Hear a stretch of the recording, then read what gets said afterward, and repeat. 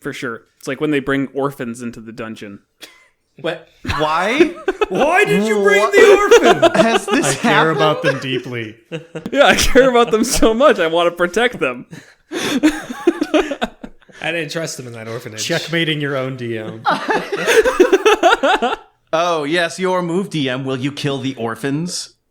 Yes. That's pretty fucked up, man. Yeah. Wow. I can't believe this right now. That's why I don't put orphans in my games. There's just there's too much room for entrapment. How do you do that? Like whenever somebody's parents die, new parents sprout up like near their house. We try not to question the ecosystem too much, but yes. He had an aunt on the other side of the continent. Let's get him out of this story immediately. Welcome to Monsters Multiclass, your Dungeons & Dragons fix. I'm Kevin Odie. I'm Jared Bornagle. I'm Will Milk. And we'll be hanging out with you for a while to talk about anything and everything D&D related. This episode we got two treats, a special Halloween episode, and joined by a special guest, Benjamin, the DM from the Lawful Great Adventures podcast. We'll be talking about curses and cursed items and all that spooky stuff, and then just a smattering of spooky monsters, skeletons, ghouls, ghast, specters, ghosts, whatever else we kind of grab. So yeah, it should be great. Pull up a chair and stick around for a while.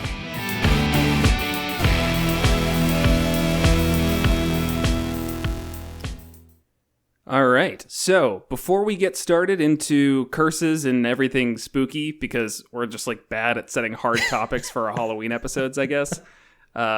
Just want to give Ben just a second to introduce yourself, talk about what your show is, and kind of establish some credentials.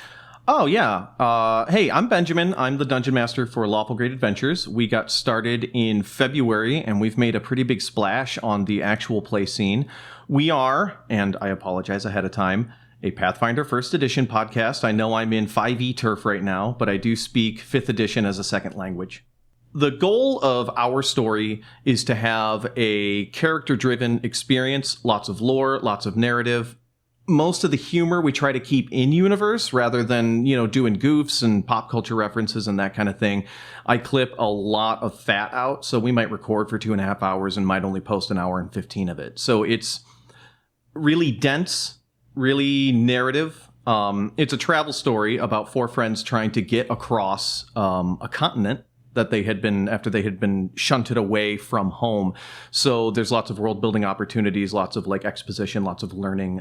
It's really fun. It's an absolute joy to make. We release every Thursday. It's weekly, which is, I can't believe I do that, but it is a weekly release schedule.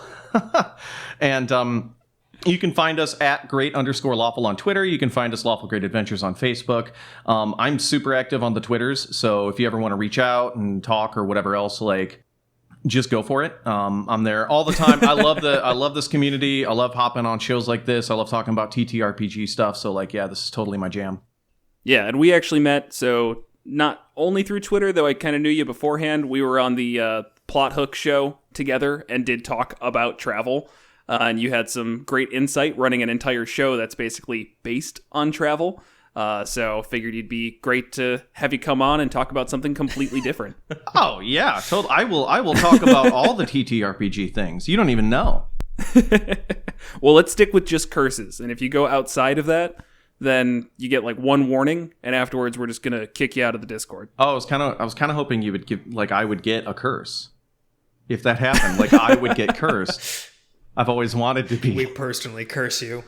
We find a real world witch somewhere and have them curse you. He says somewhere as if I don't have 3 on speed dial.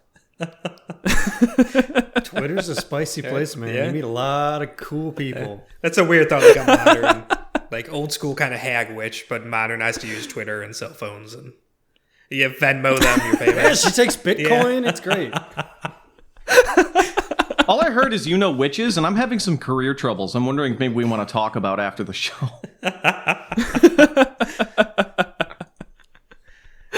All right, well, let's go ahead and get into the actual curse part of this. So I think it's important to start this whole broad conversation by really defining what a curse is. And so for the purposes of this show, I'm just going to state the 5th edition definition. And so that is that some magic items bear curses that bedevil their users, sometimes long after a user has stopped using an item. A magic item's description specifies whether the item is cursed. Most methods of identifying items, including the Identify spell, fail to reveal such a curse, although lore might hint at it. And a curse should be a surprise to the item's user when the curse effects are revealed. So last thing is that attunement to a cursed item can't be ended voluntarily unless the curse is broken first, such as with a remove curse spell. So from that, we get a couple of important things that define what a cursed item is. The first thing is that the item bedevils the user, which means bad stuff happens. Most methods of identifying the item do not reveal that there is a curse. A curse is supposed to surprise the user when its effects are revealed, and attunement can't be ended voluntarily unless the curse is broken first. That's what a curse is. I'm just going to open it right there. What are your first thoughts? I have like a whole rant. I can go into it if you want. I have like a whole thing. I typed it up for you. I sent Keep it brief. Keep it brief. Keep it brief. Just to start. So with cursed items, they kind of have the same problem as mimics, right? And what it does is the first time you introduce a cursed item, you have functionally changed the relationship between the dungeon master and the player for the remainder of the campaign, and potentially for every other game that you ever run with any of those players ever again, because now they know that cursed items, like mimics, are in play. That is a tool in your toolbox. And what it does is, and this isn't necessarily a bad thing. This is not a condemnation. What I'm saying is what it does to sort of the meta level of the game is it completely changes the dynamic, because now there are certain things that they thought they could trust. For example, the Identify spell or a very high Arcana roll that they no longer can. And so, like the first time they biff a roll on a trap, they're going to constantly be checking for curses with basically every item. So I recommend use with care. And then I have all sorts of stuff that I wrote down about cursed items and how I define them and how I use them. But yeah, that's sort of my basic thoughts is like when you put one in, you have thrown a massive wrench in the core dynamic of the dungeon master and the player relationship. Right, definitely. And one thing that I see as a major point of curses is that it creates, there's a lot of leftover feelings from the adversarial DM mentality that was really prominent in earlier editions that, 5th edition has done a lot to try and shake its way out of. But with a lot of the base written curses and cursed items, they still just have this type of like gotcha feeling to them that can be, as you mentioned, like really dangerous, or just you have to be cognizant of what you're doing when you are introducing them. Yeah, for that reason, I really like the curses where it's a choice. Like going into it through lore and some research, you're aware that this cursed item exists, but the benefit is so damn good, it's going to be tempting to risk it. Oh yeah, totally. That's kind of my jam too. And in fact, the DMG, I think it's page 139, Pathfinder. I think the 5th edition DMG, page 139, lists those kinds of curses, which are, they call them curses where there's like a hook attached, like they only work in certain situations, or you have to make some kind of a conscious sacrifice to them. And those are the ones that I think are the most fun. Definitely, because otherwise you run into that issue where you're like, oh, hey, here's this cool item. The person gets excited, they use it one time, they figure out what the curse is, and then they go, oh, well, that's dumb. Let's go find a cleric to remove this curse and just move on with this. And that is when it's just like, you've just ruined the curse in general. Like something that should and very well could be like this cool moment now just completely falls flat because the penalty outweighs it and the ability to get rid of it is just way too easy. Right, yeah, the remove curse spells very, very common, or a lot of them Greater Restoration, 5th level spell again, not hard to obtain. One issue with the option where the item is so good it's worth the curse is that's at least for the pre-written cursed items, and obviously you can make your own, but a lot of those are in artifact territory, so we're talking like level 20 stuff, like the Eye and Hand of Veshna. I'm assuming I'm saying that right. I know that's like a really... Isn't it Vecna? Vecna. Why did I think it was Veshna? I know it's... Okay, Vecna. Doesn't matter. We don't pronounce things right on this show. You'll learn that about us. where you get these absolutely amazing kind of campaign breaking abilities, because this is like a level 20 artifact basically, but it also attempts to overtake your character and possess and like take over its soul and devour it. And it's like, I mean, we're talking about like really big level 20 issues. For like low level campaigns, there's, at least in pre-written stuff, there's not a lot that kind of fit there where the item is so good it's worth the curse. And I think that's hard to balance for lower levels. I think I think they do create a pathway if you sort of read between the text, though. If you look at the cursed items that aren't the named ones, which are like, haha, these appear to be +5 armor class gauntlets, but actually they're -5. I got you. I've finally beaten you. If it's not one of those, what they have is there's this table. I just loved this. It was so cool. There's this table where it's like, okay, this only works underwater, or this only works if you swear fealty to a lord or whatever. So in my head, I'm thinking, okay, what I can do is I can, say they're 3rd level, I can throw an item in there that would be more suitable to a 4th or 5th level character, but then maybe only make it work on a full moon. Or maybe there was one where it's like, oh, you have to burn 100 gold pieces worth of valuable items to use this every day, or you have to sacrifice a 2,000 gold piece item to be able to use this. So they get a stronger item, they get a stronger magical item that is slightly beyond what they would get at that level, but there's going to be some kind of a trade-off, which I think there's a lot of room in there for that to do. And it doesn't quite have the same, like, oh, you can't voluntarily unattune it, or it's not as cursed as it was before, that kind of thing. Right. And I think this really just comes down to the common complaint that, like, if the goal of your cursed item is to just have a gotcha moment as the DM, you're doing it very wrong. Because that is something I can do at any time as the DM. I can just say, hey, a rock just fell from the sky and squished you. Ha! Gotcha. I have unlimited power as the dungeon master. So there's no winning, or there's no like benefit to pulling one over on players, but offering them choice, offering them something that is now, as you said, either makes them feel powerful or it's limited in use, like whatever. I mean, it still gets that idea of a curse out there without it feeling like you're just trying to, again, screw over your players. So I love that idea, and for like the sake of magic items where you have to spend something to make it work. It only works on a full moon, swear fealty, spend money, stuff like that. But I don't know if I'd call that a curse. Like, a curse is supposed to be negative. It's not supposed to be a trade-off. Actually, when I was reading the thing, I was like, well, these don't look like cursed items. These just look like magic items with a hook attached. Yeah. Which, yeah. That's fair. Unless it's like, okay, I guess then you can still have it be more of the limited times where it's bad, or like if it's, as you said, only works on a full moon, something like that could be like, oh, well, on a full moon, you experience bouts of lycanthropy, but it's just going to be for one night. It's not permanent, and it really sucks, but in that time, you get like a benefit of some sort like that. So keeping that idea of like, yes, it's negative, but maybe on that one day, like you can all plan around it where it's like, hey, we're going to go into this really tough fight. Maybe we turn John here into a werewolf just for a little, and we use that curse to our benefit. We're just going to do just a light lycanthropy here. I have something like that in my game right now. It's in the story. It's called the Seven Oaths Blade, and it's this sword where 7 souls are trapped in it that have unfinished business.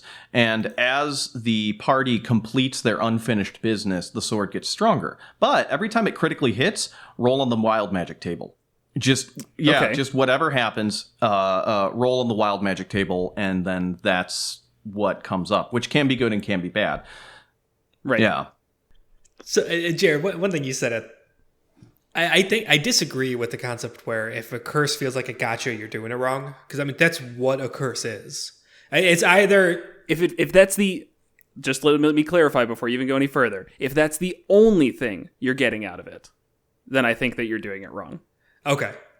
Oh, like as a one time, like the cleric has Yes. remove curse, and like exactly one time in combat this comes up, and then they cast it, and it's not a problem anymore.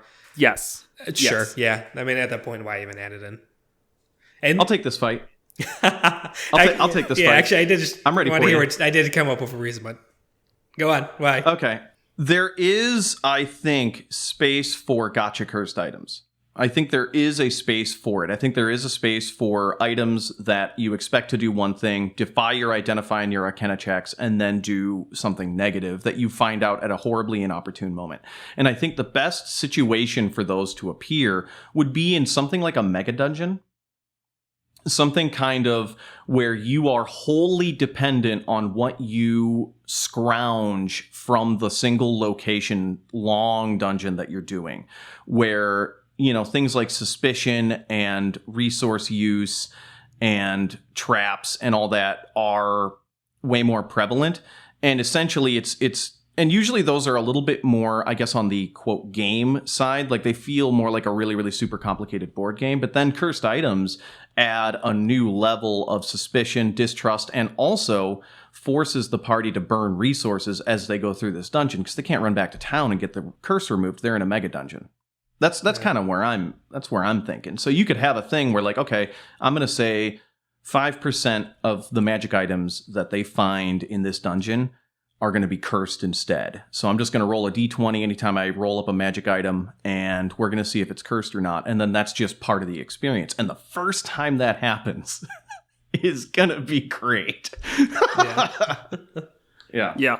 I think that's also you're right. a really good way to avoid what you said in the beginning, which was a great observation of essentially like setting a new standard for the relationship you have with your players. You can almost take a break from the standard relationship in some mega dungeons. You send out the message, hey guys, this is a wacky place and wacky stuff's going to happen. Be ready. As soon as you get back to town, the table's not a mimic. The bag of devouring is not eating your items. You aren't vulnerable to all types of damage for the next 5 minutes, but only on days ending in Y. You're safe. It's okay. We're good. We're friends. But when you enter the mega dungeon, we're taking a pause.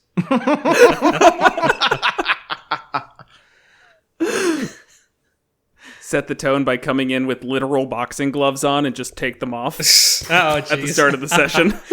Now you could do it like the Brazilian steakhouses where you flip the red or the green thing over, and if it's green, they keep bringing you meat. But if it's red, there's no meat anymore. Just come in and you just flip it, and then everybody's just a hush falls. No more meat. No more meat. Oh, no more meat. No more meat. Another good use for it, like just a complete gotcha that will only come up one time, is if the party's being betrayed. Build up, you have an NPC where you think they're an ally, you're going in some really big, momentous fight, they give you this magic item to help you out. This is the key to it all, and it's cursed, and they knew that all along, and it completely screws you over. That encounter backfires, you have to run away, and they'll figure something else out. I love that, and I have the counterpoint to it. The party discovers the cursed item, realizes that it's cursed, and uses it to trick a bad guy. Okay, yeah. Get revenge. I was thinking guy. that as well. Like, you're right. Because once you have a cursed item and you do the remove curse, it doesn't remove the curse from the item. It lets you unattune from it. Now they have a cursed item, and it's kind of up to the players what they do with it. So I could see, like, it does get a benefit there, and it lets them become the betrayers. Say like, hey, we're like, oh, hey, to get out of this encounter, we'll give you a magic item. You're obviously more powerful than us, so here you go. Here's this magical sword. And the person's like, oh, sweet, free sword, and I don't even have to waste my health like trying to beat up on these nerds. And then, go their separate ways. Next time they use it, it's cursed.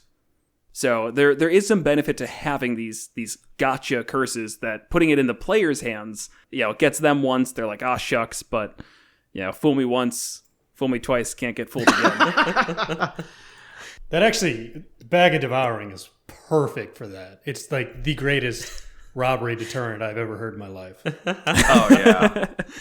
And that's kind of the thing where you come down to the DM versus player mentality. If everyone is in on it, then it's cool.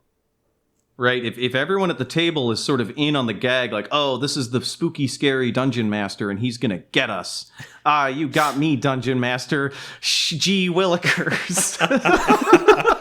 You know, that can be fun. My tables are like that a little bit. There's always sort of a tongue in cheek, like, oh man, Benjamin's being a real jerk face tonight. Wow. That can be fun if that's part of the dynamic. But if you're just kind of throwing them in there to be, I don't know, just kind of nasty, that can be a real problem. That can be a real breach. Yeah, and a lot of that comes from the trust, like just knowing your group and the dungeon master, and it's like knowing, like, yeah, they're kind of being a jerk, but at the same time, it's in good fun, and they're not going to take it too far, where all of a sudden it's no longer fun to play. Mm-hmm. Yeah, like the first and only time I used a mimic, which is not a cursed item, but it is a cursed monster. The first and only time I used a mimic, I told the party, okay, this is the only one in the world. You have found the last mimic. There are no more. I'm not going to use it again. That was once. I'm not doing it.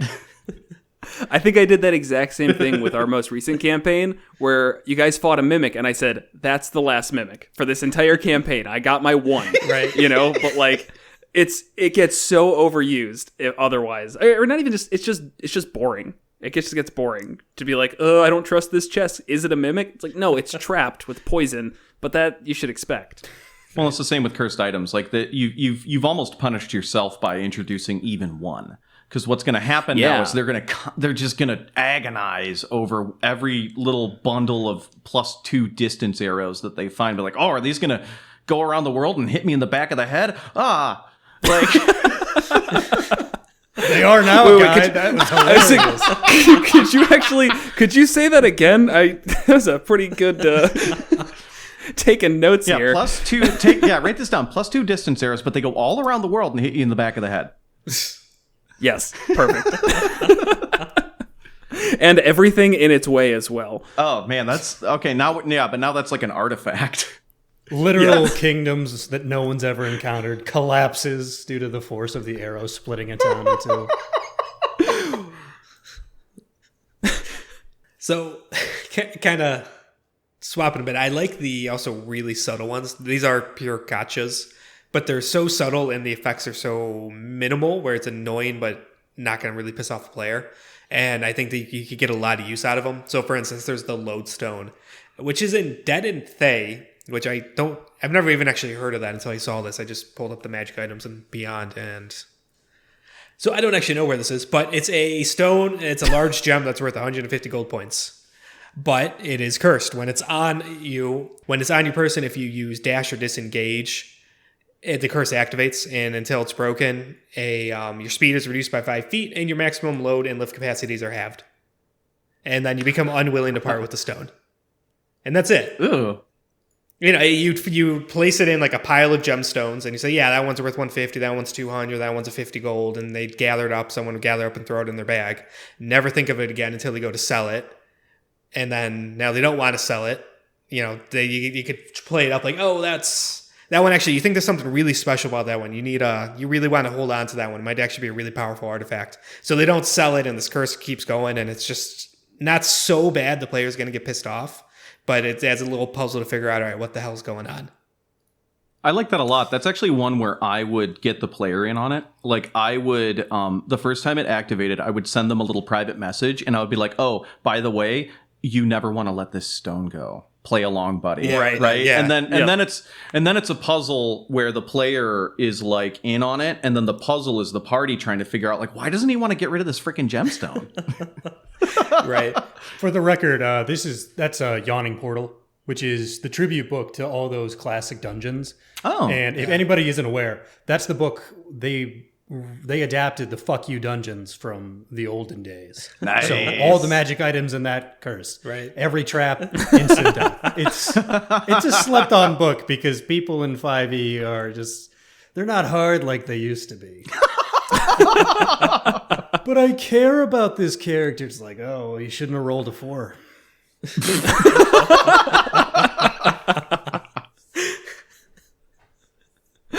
And in a similar vein, there's the Stone of Ill Luck, the hidden shrine of Tomachat. I don't know if I'm saying that right. That also might be from Same book. I'm not sure. I don't need the lore on it. It's fine. It masquerades as Stone of Good Luck, which adds a +1 to basically every one of your rolls.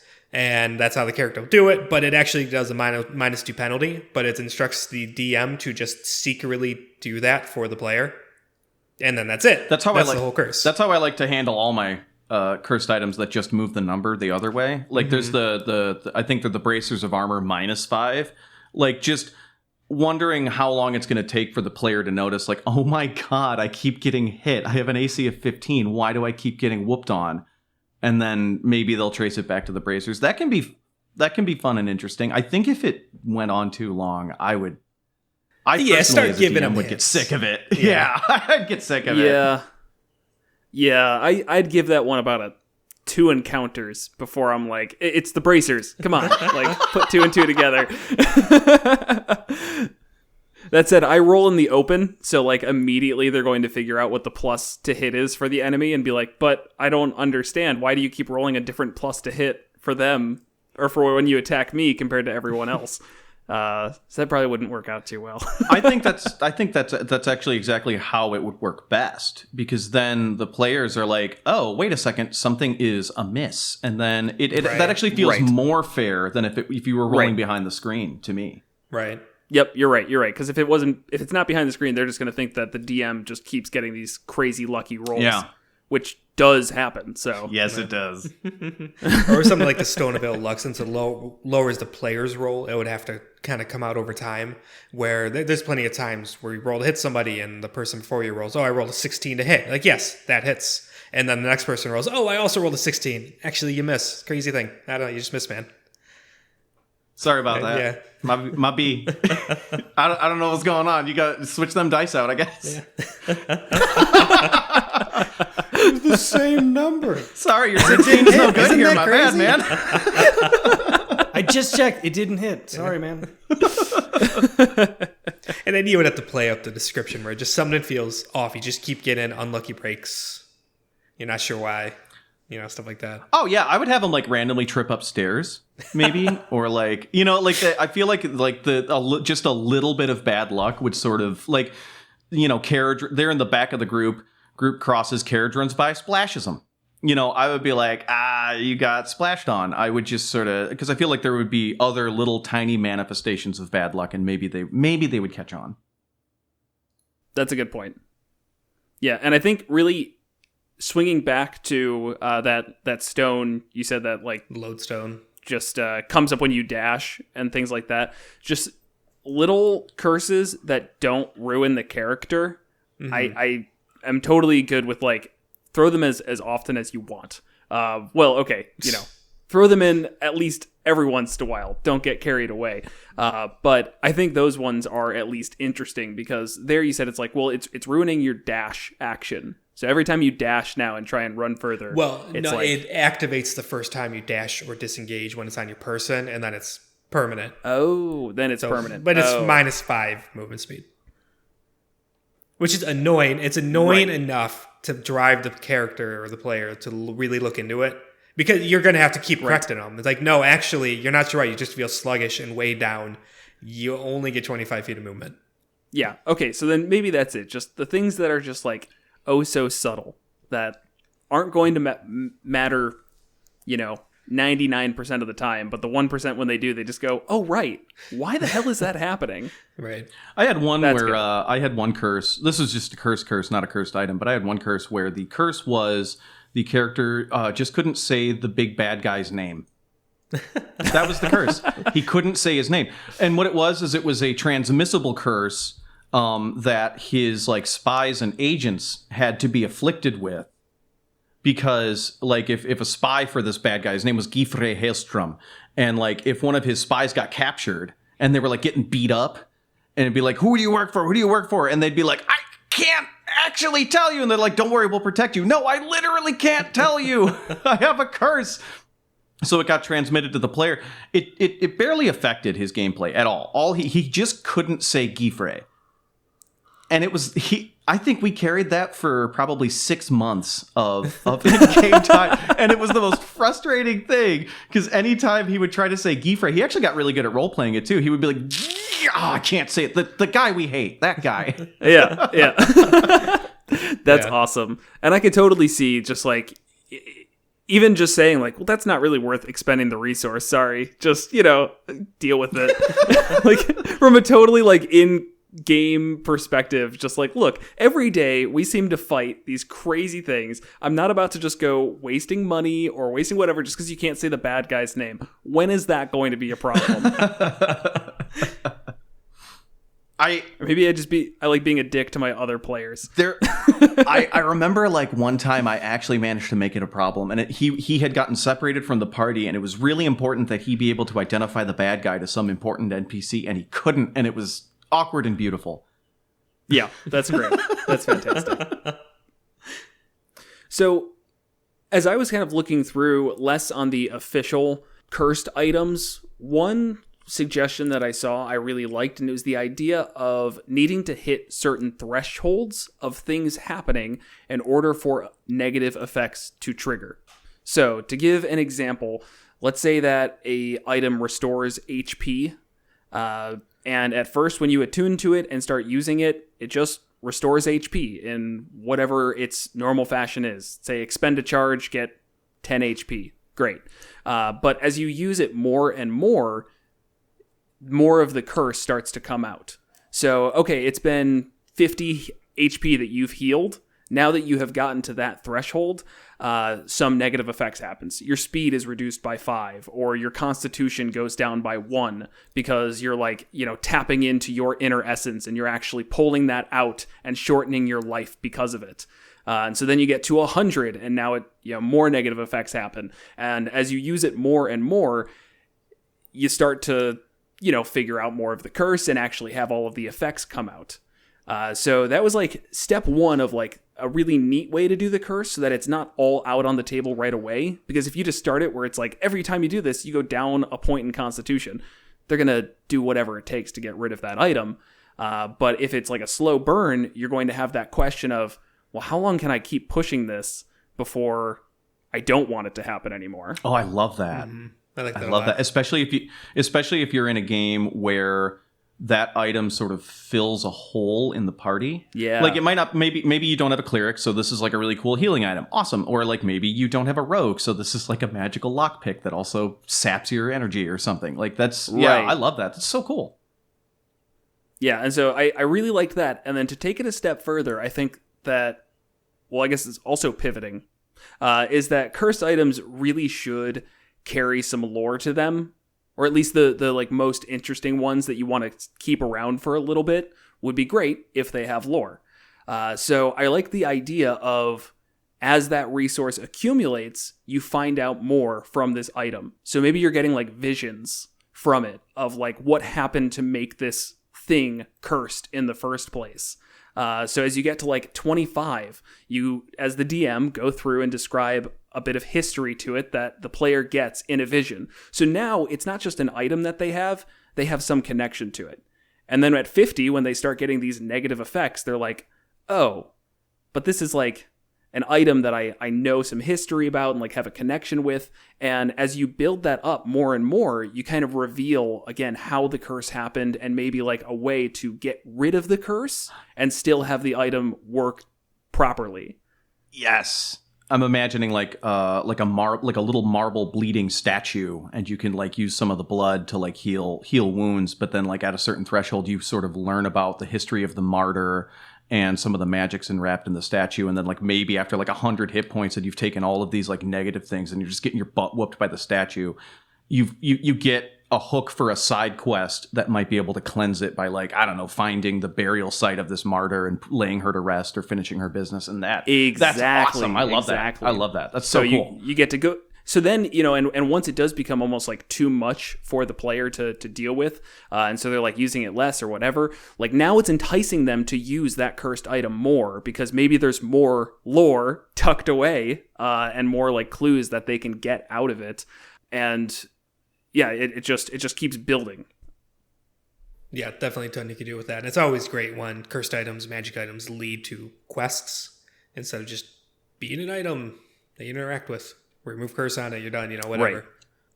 Though I could imagine, like, you might find cursed items if you were, say, raiding a wizard's academy. And you go into the enchanting room, and there's all these cursed items made by the students. And they like accidentally, they like tried making just like normal items and just totally whiffed. Yeah, they're terrible. But like maybe one of them is awesome, but the party would have to like figure out which one. That could actually be a really compelling dungeon crawl. Like the party is searching through these cursed items because they found out that like one of them was accidentally this amazing artifact, but the only way to find out is they have to try all of them. It's like the Holy Grail in Indiana Jones. Yeah. All of these except for one will melt your face. And you know they're going to try. They're going to pick up the first one that they see and swing at something just to see how bad can it really be. I would wear as many as possible. I would just lay them all on. And if I die, I die. So when you first said a threshold, I thought you were going another direction, which I think could also be interesting, where the cursed item needs to be appeased in some way. Otherwise, then the curse comes out, and it's kind of this burden the players to keep going. I already written one, the Sword of Kos, which is like a high-level crazy artifact. It does all this ridiculous stuff, but it has one aspect where if the sword has been released from its scabbard, pulled from its scabbard for 1 minute, and has not been bathed in blood within that minute, you need to make a DC 15 charisma saving throw. If you pass, you still take psychic damage. If you fail, it casts Dominate Monster on you, and that lasts until the sword has become bathed in blood. So that's like really crazy high-level stuff, but... Just for clarification, when it says bathed in blood, I mean, like... I'm assuming, like, basically kill somebody. That's what I'm getting at. Plunge through somebody. That's how I would take it. It's an important distinction, because if it's saying you have to kill somebody, then I could see, like, going through a combat and, like, you don't actually end up killing somebody or don't get, like, the final blow. And so now you're just like, what do I do? My sword's about to go berserk. And that would be, like, well, good thing I keep my bag of rats around. I think it's always a bag of rats, man. So the Sword of you gotta feed Cerberus. Yeah, like I said, it's a high-level artifact that is directly connected to Vecna, and it's... Artifacts are like universal. This has a story. This is a one-of-a-kind. Don't give this to your party unless it's the end of the quest kind of things. Right, and yeah, it has this whole thing. The Sword of Kos is the only thing that could kill and destroy the Eye and Hand of Vecna. There's basically already a pre-written story connected to those two. So they for that one specifically, various reasons to I was just thinking that the weaselly wording must be bathed in blood is actually sort of to its benefit, because like if you look back to like stories and fairy tales and like Arthurian legend and stuff, it's full of things where the hero wins because they sort of hack the curse. So imagine you're going into this dungeon crawl, you think it's going to last 6 days, so you bring 6 hogs with you. And you've just got them as a backup so that once a day, if you have to, you can slaughter a hog, bathe this sword in blood, and that keeps this demon at bay so that you can use its full power and defeat the monster, but you aren't at risk. It also gives you a resource that you now have to protect. I love that. That's my favorite thing. I see 6 hogs walking behind you, and hey, they're with the party too. Why not kill them? So, you're 2 days in, and you're like, it's fine. I got 4 more hogs. I can keep this going. It's like, nope. Actually, just killed 3 of them. You've got 1 more day of this. Sorry. Why kill the hogs when you can have them just sprint off into the dungeon? Sure, that too. For sure. Here's all different directions. You bring 6 hogs. You number them 1, 2, 3, 4, 5, 7. You let them loose in the dungeon, and the goblins will be too busy looking for hog number 6 that you can ambush them. How didn't that work? I don't think it was in Goblin, man. I don't know if they know the numbers we use. First, though, you have a wizard cast grease on the pigs. No, that would be good, though. You're right. You just have, like, Will, as you said, just have them run off. Just like, because PCs they're smarter than that. Let's give players some credit. They're going to attach them to a rope or something and lead them around. But that still gives you a lot to, like, just ruin that. I would literally have a wizard cast grease on those pigs and set them free, because that's hilarious. Well, and player characters, especially you get into the mid or high levels, get pretty freaking strong anyway, that like giving them a resource to track, or rather when they volunteer themselves a resource that they have to protect, that's just the best drama. That is the best stuff. For sure. It's like when they bring orphans into the dungeon. What? Why? Why did you bring the orphan? Has this I care about them deeply. Yeah, I care about them so much. I want to protect them. I didn't trust them in that orphanage. Checkmating your own DM. Oh, yes, your move, DM. Will you kill the orphans? Yes. That's pretty fucked up, man. Yeah. Wow. I can't believe this right now. That's why I don't put orphans in my games. There's too much room for entrapment. How do you do that? Like whenever somebody's parents die, new parents sprout up like near their house. We try not to question the ecosystem too much, but yes. He had an aunt on the other side of the continent. Let's get him out of this story immediately. No, they're one of the most valuable resources, so I like to keep them around. We're talking about cursed items, right? Cursed players. Okay. Cursed players now. That was a total derail. I like it. Oh, that was outstanding. That was very good. So, all right. So, go ahead. It's another direction you can take with cursed items. Again, this is on the really high artifact level where you kind of almost make the entire campaign around dealing with this evil cursed artifact, where it's like the Wand of Orcus or it's just something you made up for, an artifact of a greater demon or devil or whatever, and it needs to be destroyed. I mean, so basically you're pulling directly from Lord of the Rings, which is what D&D is based off of, and so it's probably fit very well. And I know there's like different, I don't remember the specifics, but I've like artifacts where the only way it could be destroyed is if someone's been attuned for it for like 100 days. And after those 100 days, if the person wants, they could destroy it. But during those 100 days, it's sentient and they have to keep making charisma checks to not get corrupted. And it saps their strength and has all these negative effects and things like that. And it's like if they manage to survive it to the 100 days without being corrupted and over-influenced by this like horribly powerful thing, they could destroy it. That's really cool. That might be a little hard to fit into like a standard kind of heroics D&D game. Like, oh, let's go to the town and I'll clear out your goblins for you. Oh, yes, don't worry about the decrepit guy in the back who keeps muttering insanities to himself. He's working on this weird thing with an artifact. He'll be fine. I mean, so it could get a little weird, but... That'd be a cool climax to that'd be a great fourth or fifth act in a major campaign. Like you get to the high level thing, they've got their keep, they've got their thing, they realize and then they find out how to defeat the artifact. It's like, all we have to do is attune to this thing for 100 days. That doesn't sound so bad. And then the last leg of the campaign is realizing just how bad of an idea that is. Right. I think that's really cool and compelling. Yeah. One of my earliest the first level 1 through 20 campaign that I ever ran was the party collecting the shards of an artifact. And the artifact gradually got more powerful the more shards they found, and the influence that it held over the party members that were holding onto the shards also increased. So they get to the point where they have 4 shards. So each of them is holding 1 shard each. Then they get the 5th shard about halfway through the entire campaign, 4 members in the party. So the big question is, okay, who's going to hold 2 of these? And that was like a whole deal. So they're trying to exchange it, and then they're getting more and more, and it's it's gradually wearing them down and making them weaker. And there's chances that their alignment might gradually start turning. Like the shards will be like, oh, if you do this, I'll leave you alone for the day. But what it's asking them to do is kind of naughty. Right. Mm-hmm. That's cool. That's really cool. Yeah, I like that a lot because that gets the whole party involved. It's not just one martyr of the party, because then you kind of get main character syndrome issues if it's one person that has to put on this artifact.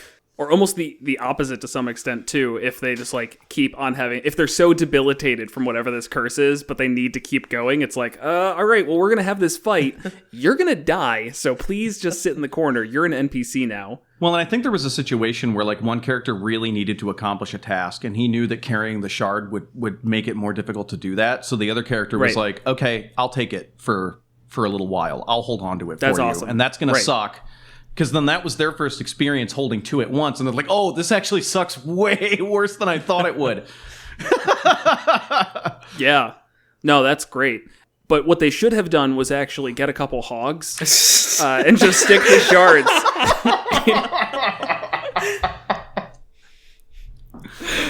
This is why I'm not a player. I love it. Like, wait, why are we holding on to these things? Let's just give them to some pigs.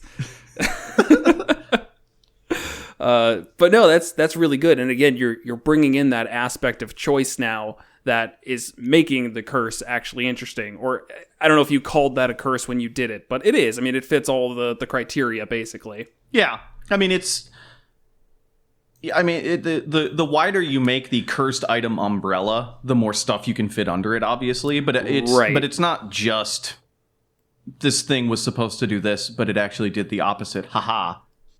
Yeah, no, you're totally right. Which actually brings me to another question, which is just around that. Like in fiction, often a curse is something that's like a burden to bear of some sort, where like a destiny is determined to break the holder of the curse down, which is like exactly what you just described. So this is perfect. So how can you take that concept and work it into a D&D character where it's more like their destiny that is cursed, or the party as a whole is cursed, when destiny in D&D can be a little bit fickle with dice rolls and random deaths and yada, yada, yada. Yeah, just in general, that stuff I feel usually does not translate to D&D. I mean, it's so common within any fantasy story, the prophecies and the chosen ones, that people like to try and incorporate it. And then, yeah, you're level 2 and your goblin crits on you and you die, and that's that. It's like, oh shit, it's all of it gets thrown out. I haven't figured out a good way to kind of translate that stuff. That is a challenge because, the advantage of fiction is that you know the ending when you've started writing, where, right. The magic of a tabletop role-playing game is that you ideally, you don't know the actual, like, details of how the ending is going to go out. You might have sketches, but you don't know, like, oh yeah, this character is definitely going to die from this. Right.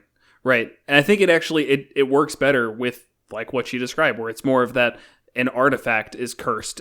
Something that is independent of the players has this curse, and anyone who has this cursed item is destined to do X, Y, and Z, and it's going to be just, like, when they have it, they will, I was going to say just start being sad, but that's crazy. It should be that they start going crazy. The regular sort of feeling pretty bad about yourself. I think I own that sword. Yeah, I don't feel any different. Is it broken? Actually, I feel a little bit better. I did incorporate a curse like that at one point in that same campaign with the shards.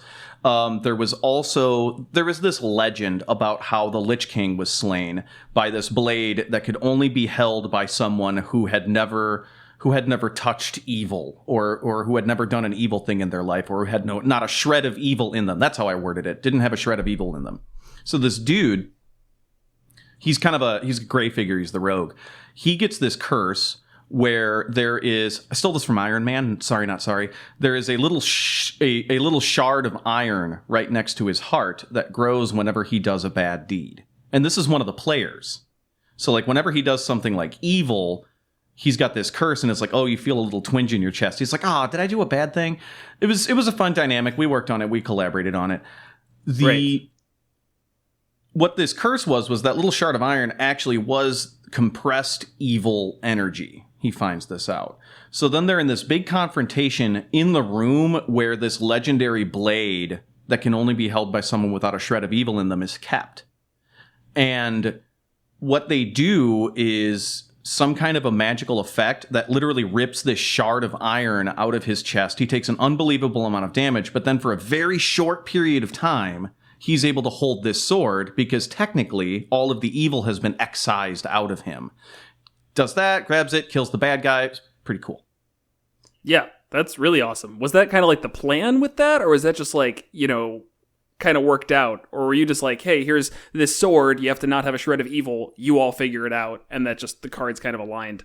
A little bit of column A, a little bit of column B, a little bit of the campaign. It was 10 years ago. I don't exactly remember how it played out. That's fine. I do remember the feeling at the table was, oh my God, that's right. That's how that works. So everyone was really into it. That's awesome.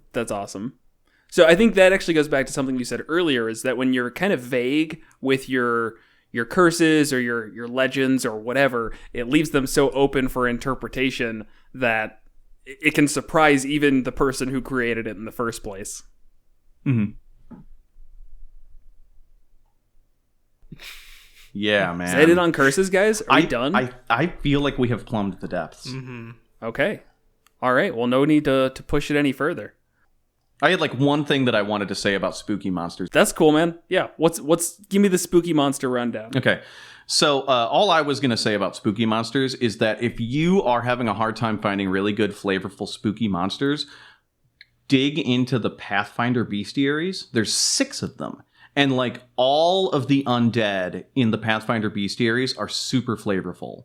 Like almost all of them have like, oh yes, this spirit appears when a serial killer is murdered by hanging by moonlight, and then it creates this kind of undead.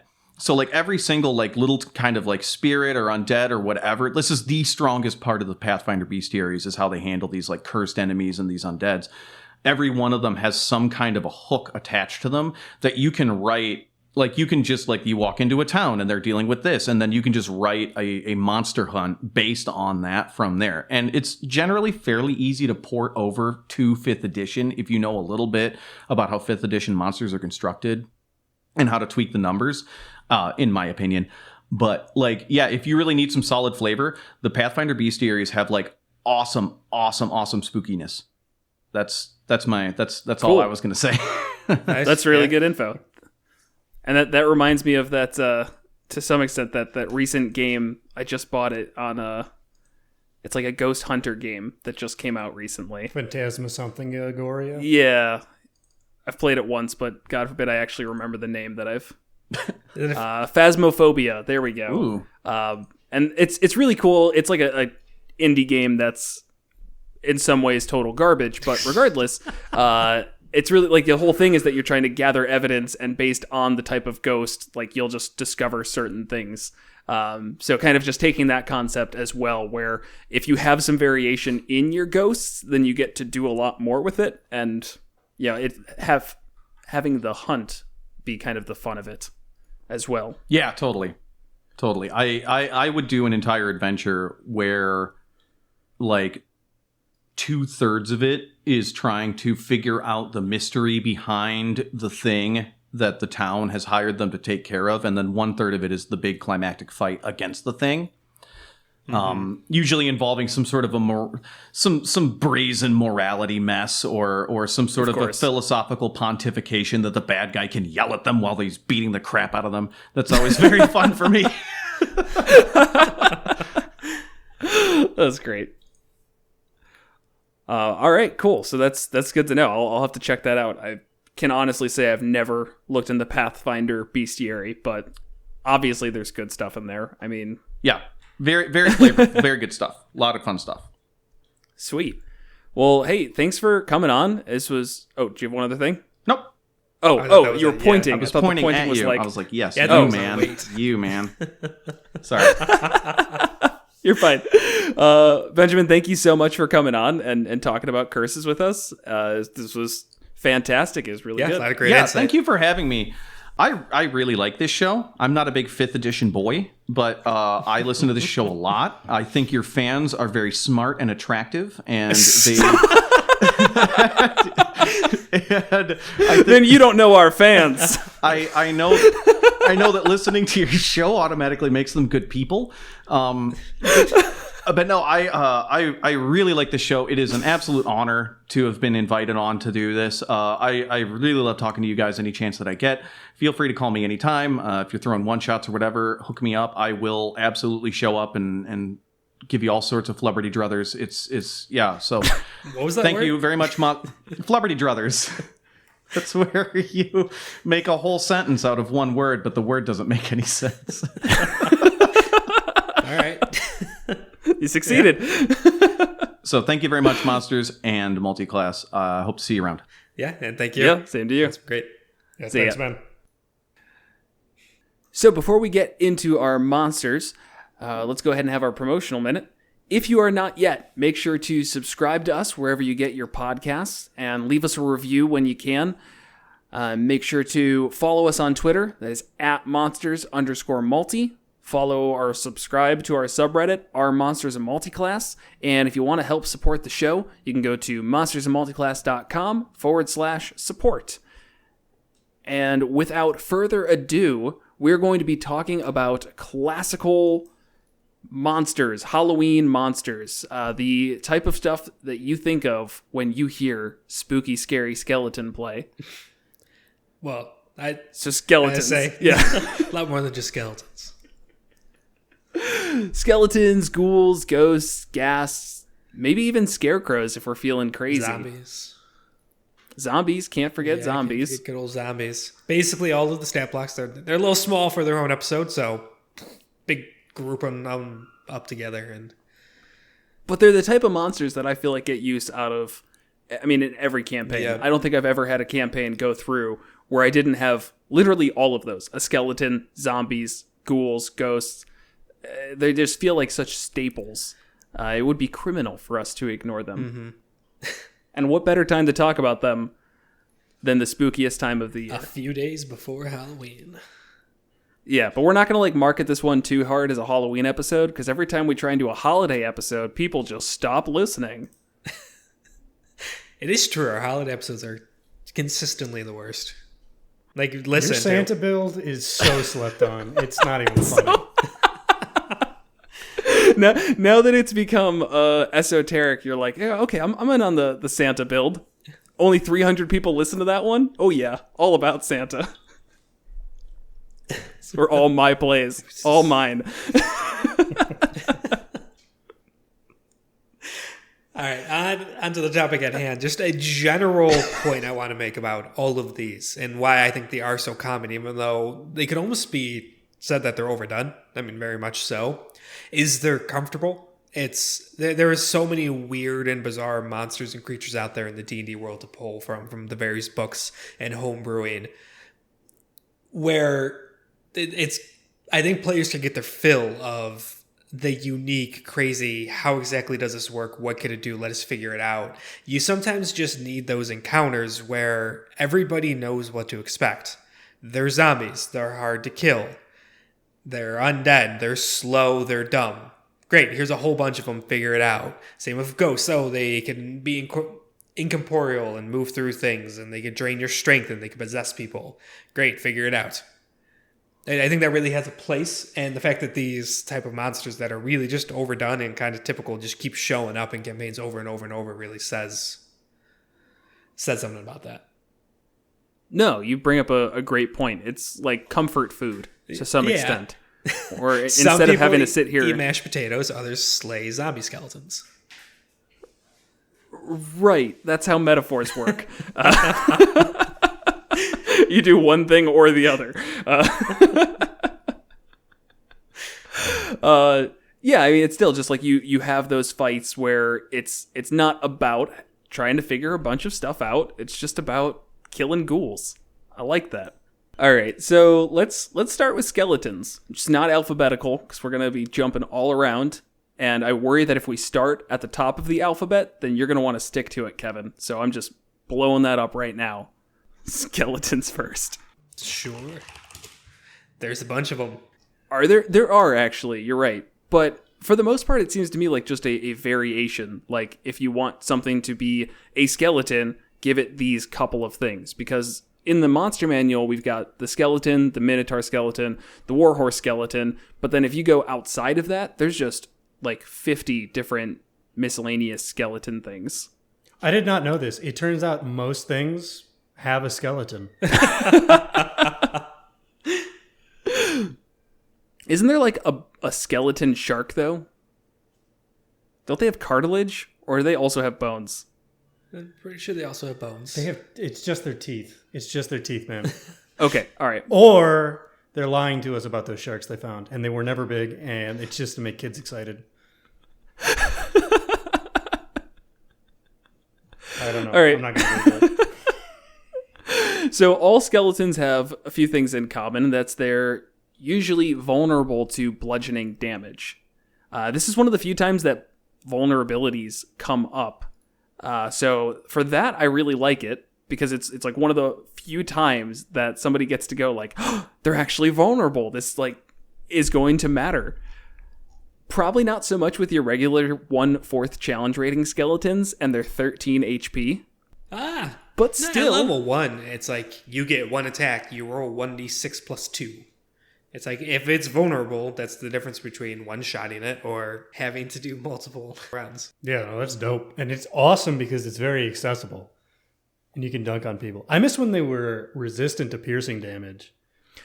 Yeah, I think that's a little weird that they're not. And I guess that's like an easy thing you can throw in as a DM if you want. Just, hey, they're also resistant to piercing, because where are you going to pierce? Right. Yeah, and if you're kind of going on what's logical, I'd also put them resistant to slashing. It just makes it more interesting. They're resistant to piercing and slashing, vulnerable to bludgeoning. Piercing makes more sense because if you think about like an arrow, like if I shoot you in the skeleton with an arrow, I'm probably going to miss. I'm going to hit the fleshy bits. Right. If I hit you with a longsword, it's like, I'm going to hit the bones eventually.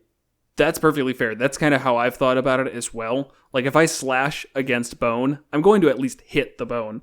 Whereas if I try and pierce through you, there's a good chance you're going to just not actually get a solid hit in there. Right. But again, easy thing that you can do. Plus it bullies rogues, which is great. Using their rapier. Rapiers, any kind of bow, just, right. Hey, you suck today. Sorry, Sick man. of your shit. You're just not good with skeletons. Dunked on. One thing that I have seen before with skeletons is they're often made as minions, where like, a single hit destroys them. One way that you can do that and retain the bludgeoning vulnerability is you make it so that they're one-hit minions, just like literally any bludgeoning hit against a skeleton will destroy it. Whereas any slashing, piercing, or any other types of damage, they take 2 hits to kill. So I love using minions whenever possible because it's just less to track as a DM. Much, much easier just to say like, all right, I don't care that they have 13 health. The first hit you did 3, the second one you did 5, whatever. You hit it twice, it's dead.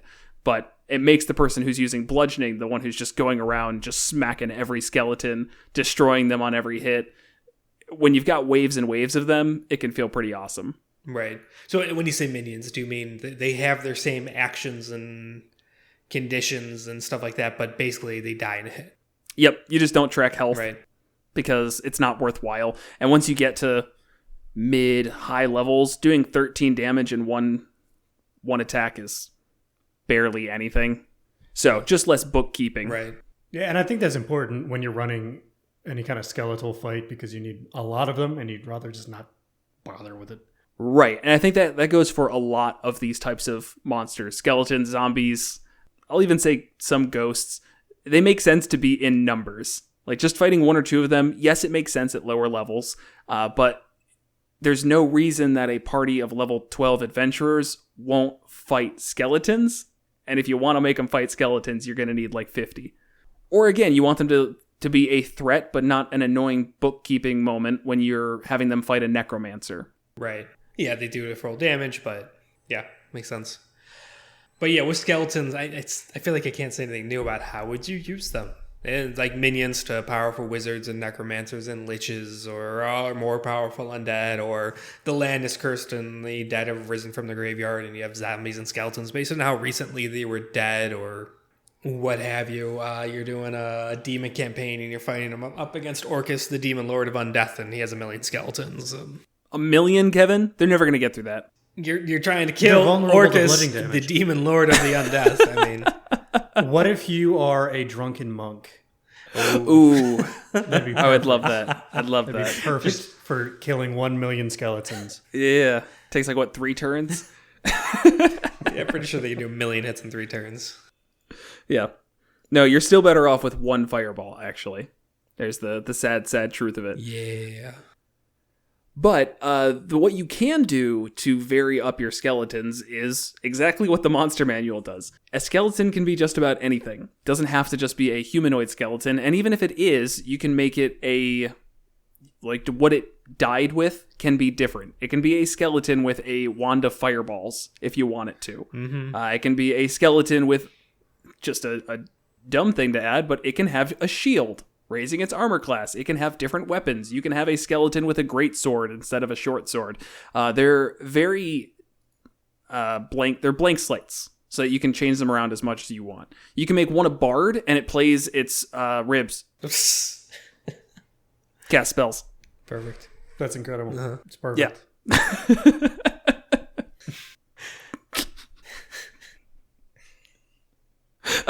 I'm glad that's it. That's it. We're just done. We're done. Just that's all you incredible. can do. Those are the three things you can do. Just to wrap up, just for the sake of the template, the base skeleton has vulnerability to bludgeon, immunity to poison, conditioned immunities of exhaustion and poisoned, dark vision out to 60 feet. It understands all languages in New in Life but can't speak.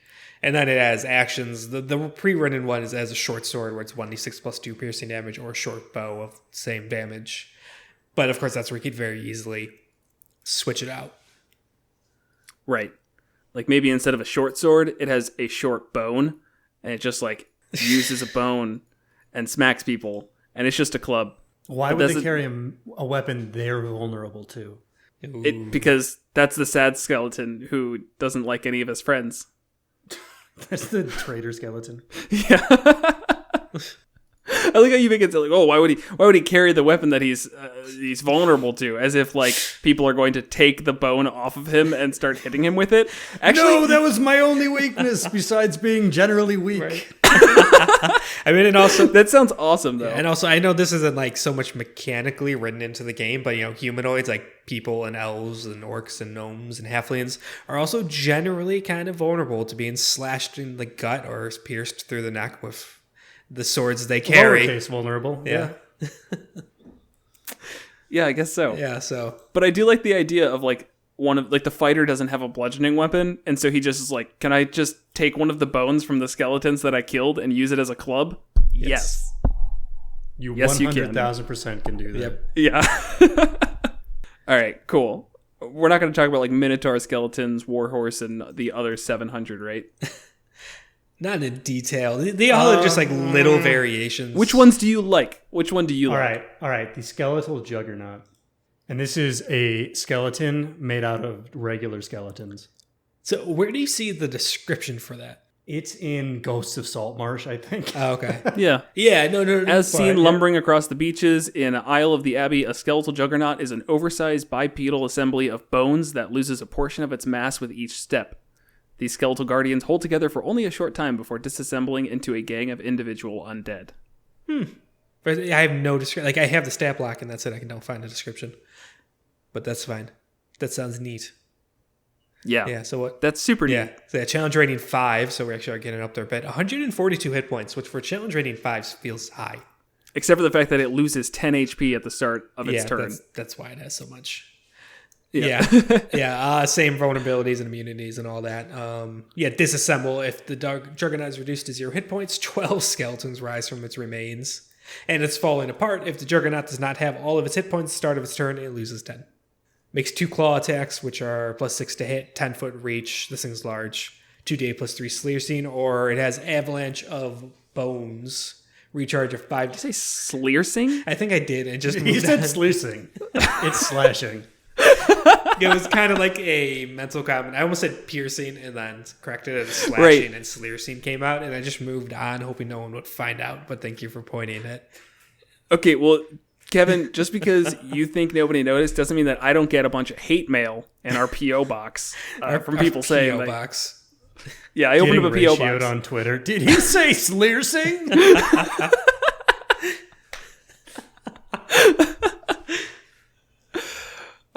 Anyways, yeah, so it does some sleeshing damage.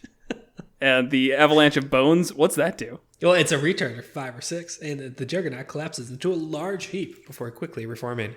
Each creature within 10 feet of the Juggernaut must make a DC 14 Dex save, or taking 4d8 bludgeoning damage on a fail, have as much on a success. If a creature that fails the saving throw, it is also knocked prone. That's almost like an avalanche of bones or something. Right? Yeah, it just like collapses. That is some awesome flavor. I actually wish it's great, right? I wish I saw this earlier, because I did a one-shot and did like a ghost tower, and it's just like a whole bunch of ghosts, but I totally could have used this instead, and I think it would have worked a little bit better, actually. Ghost Tower. All right, we'll talk about that when we get to ghosts. Okay. Shit, I gotta bring up the stat block. No, this is great though. It's like the Power Ranger combination of skeletons. Yeah, and the nice thing is it ends with more skeletons. So right. if you're like, I want them to fight skeletons, but a little bit different, you get everything here. This is having your cake and eating your skeletons too. And just the absolutely amazing visual of all of it. I mean, first just seeing 12-foot tall skeleton that's made up of other skeletons, it collapsing with bones and like trying to sweep you off your feet and then reassembling, also a great visual. But then at the end of it, when the party's like, oh, sweet, we did it. Just all the bones shaking and coming back together as 12 more skeletons. Just that moment from the players of like, ugh, like here we go again. Love it. Mm-hmm. Love that.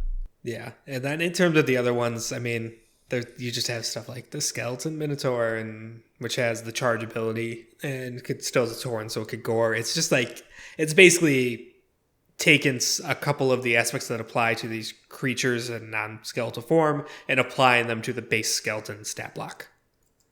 Right, like the skeletal alchemist. It's like, this could just be an alchemist, but it's vulnerable to bludgeoning, immune to poison, and that's about it. Yeah, you should be able to figure out the pattern pretty damn quick. So the giant skeleton, guess what? It's just a giant skeleton. But yeah, so there's a ton you could do there if you want to use skeletons and your party, especially if your party's getting higher level. Just make new skeletons. Throw a bunch at them. A lot you could do. Or just throw multiple skeletal juggernauts at them. So that they're fighting 24 skeletons at once. Or that's the type of thing I would expect where if it's like a war campaign or it's leading up to a massive battle and it's like the Sword Coast is going to war with Thay. The liches of Thay would be having these skeletal juggernauts just swarming the battlefield. Yes. That's also a great visual. Just 50 of them. Also, they've got bone crossbows. Crossbones. Oh. They've got crossbows made out of skeletons that shoot skeletons. The skeleton being shot can then shoot you with its short bow while it's just about to hit you. Well, there's an ogre that has like a goblin launcher, and I basically want that just with skeletons. Yeah, just like launching them. They can't walk very far because they suck. So you like launch these skeletal juggernauts at people. Just threw a bag of bones and it reformed into a giant skeleton. Sweet. All right, let's move on before the word skeleton loses meaning. You want to do ghosts? Sure. I like ghosts. Ghost and specters. There is just the ghost stat block. It's challenge rating 4, but it does just make for a really interesting fight. Possibly very tough depending on your party's composition and what they have. 45 hit points, damage resistances to almost everything, acid, fire, lightning, thunder, and then bludgeoning, piercing, and slashing from non-magical attacks, and immunities to cold, necrotic, and poison. Conditioned immunities of charms, exhausted, frightened, grappled, paralyzed, petrified, poisoned, prone, and restrained. So it's really hard to just like shut these things down.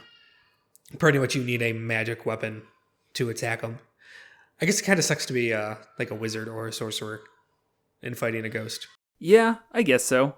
You still can do force damage? Yeah. Occasionally? And psychic? Yeah. Warlocks are never shut I was going to say just Eldritch Blast them. And I think this is one that is a little bit weird in its challenge rating 4 slot, because against a lower level party, specifically saying like a level 4 or 5 party, 1 or 2 of these could very quickly destroy the party. Between its possession ability, which just lets it do that, 1 humanoid that ghost can see within 5 feet must succeed a DC 13 saving throw or become possessed. The target becomes incapacitated.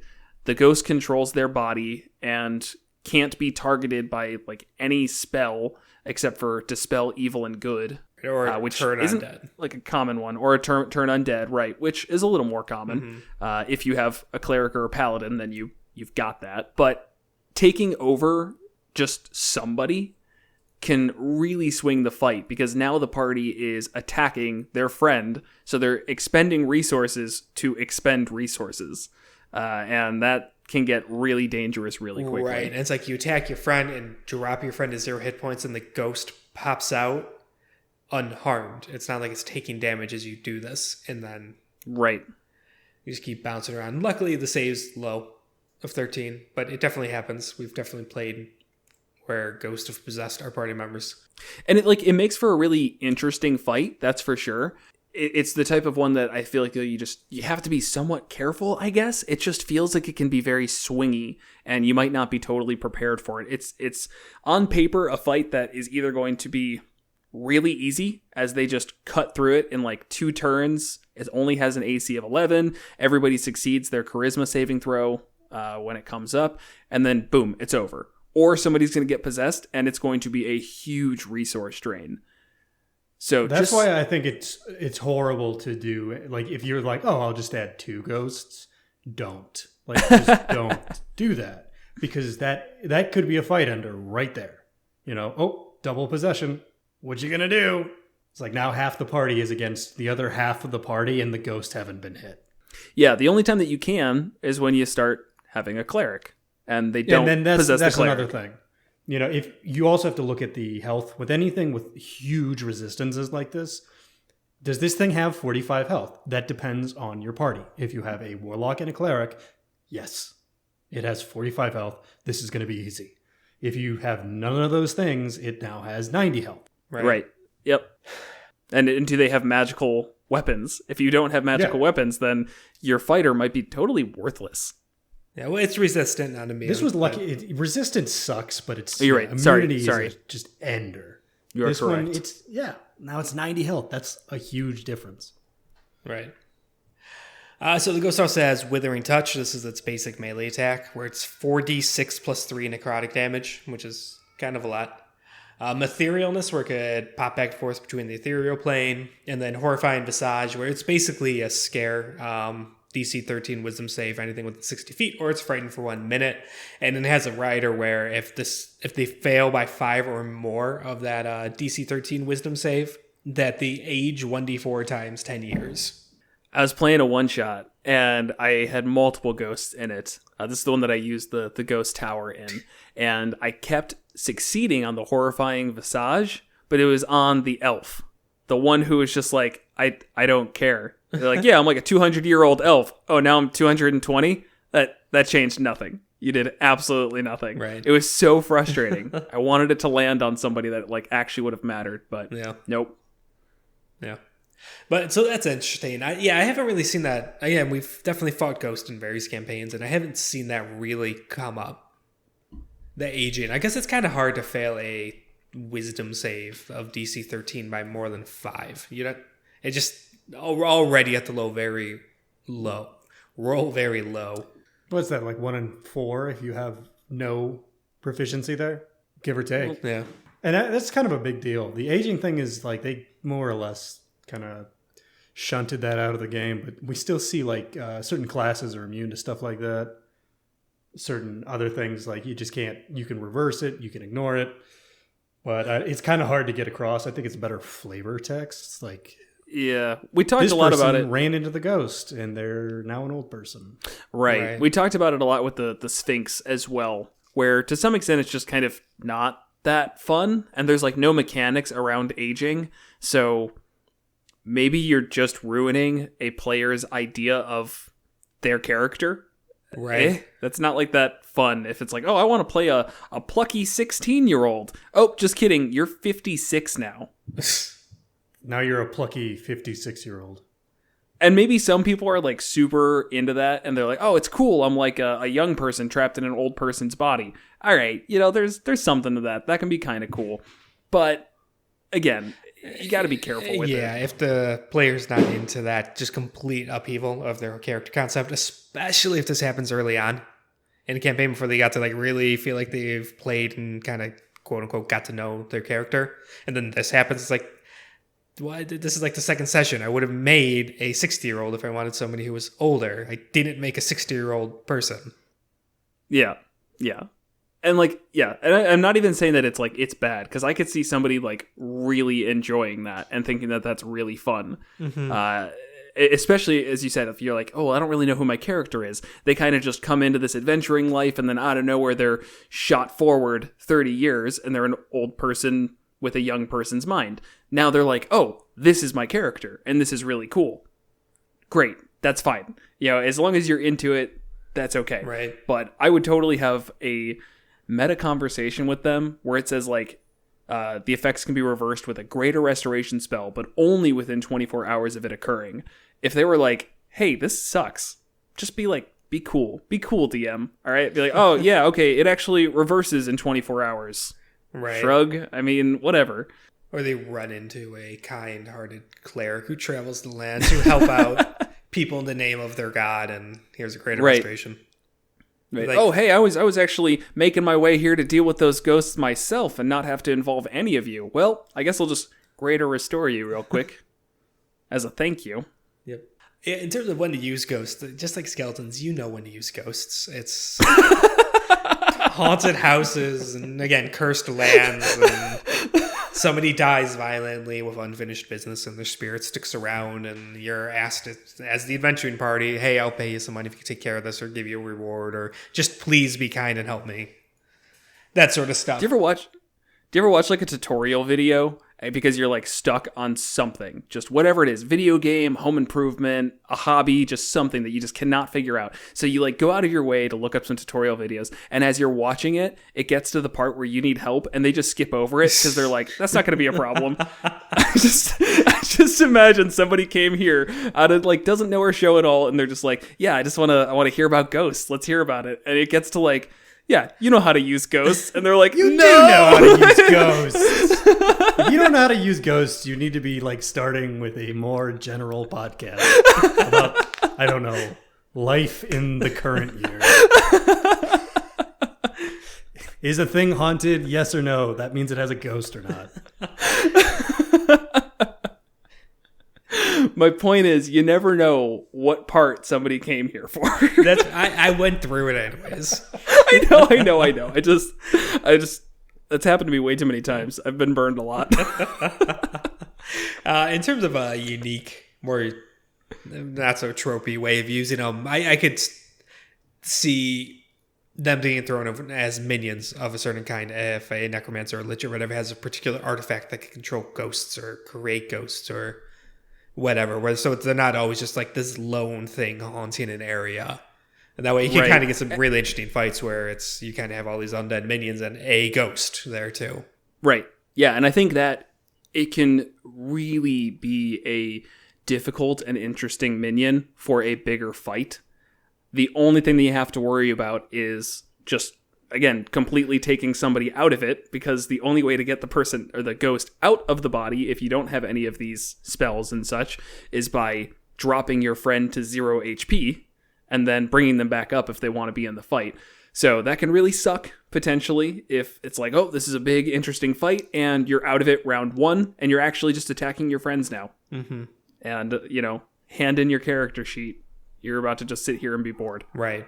But that's just from a meta perspective. From a, entirely good gameplay, interesting fight, yes, it works very well as a minion. Right. Yeah, or you could easily cap that. Instead of making a recharge 6, doing it's a 1 per short rest ability, which is thinking of a ghost resting's a little weird, but just to put a limit on it, kind of once per encounter. And maybe it's only, I guess, a minute in D&D combat's really long. That's still 10 rounds. Maybe they get to reroll their save at the end of each round or something like that.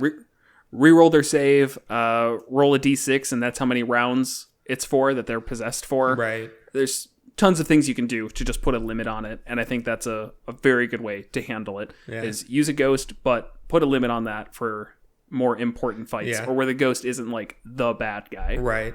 Or it's a higher level campaign, and the players have plenty of spells to take care of the possession, and you just leave it as is, and let them burn the resource. It's their problem. Yep. Yeah, so I mentioned that I did a ghost tower, and I really didn't change a ton stat-wise.